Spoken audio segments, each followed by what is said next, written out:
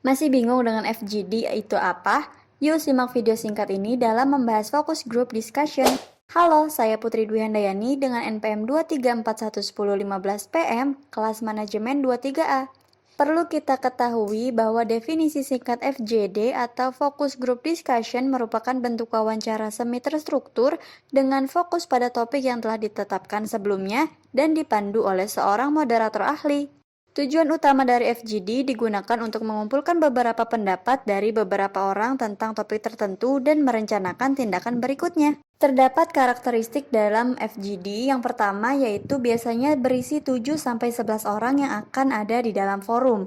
Yang kedua, peserta FGD terdiri dari orang-orang yang memiliki karakteristik serupa atau relatif homogen yang ditentukan berdasarkan tujuan dan kebutuhan studi ataupun proyek. Ketiga, FGD adalah suatu proses pengumpulan data dan oleh karena itu diprioritaskan dalam proses tersebut. Keempat, FGD merupakan metode atau teknik pengumpulan data kualitatif. Kelima, pembahasan diarahkan dengan fokus yang jelas terhadap permasalahan atau topik yang akan dibicarakan. Keenam, FGD sebaiknya dilaksanakan di tempat atau ruangan yang netral, disesuaikan dengan pertimbangan utama agar peserta dapat leluasa dan tidak takut mengemukakan pendapatnya.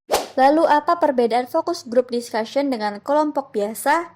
Pertama, mereka fokus pada topik tertentu. Yang kedua, mereka mempunyai fasilitator yang terlatih. Dan yang ketiga, anggota kelompok didorong untuk berbicara secara terbuka mengenai pendapatnya dan memberikan tanggapan kepada anggota lainnya. Langkah-langkah dalam melakukan FGD pada sebelum rapat, yang pertama kita periksa kembali tujuannya. Yang kedua, mempertimbangkan metode lain. Ketiga, kita harus menemukan pemimpin atau moderator yang baik, yang tidak memihak. Yang keempat, temukan perekam. Yang kelima, putuskan siapa yang harus diundang.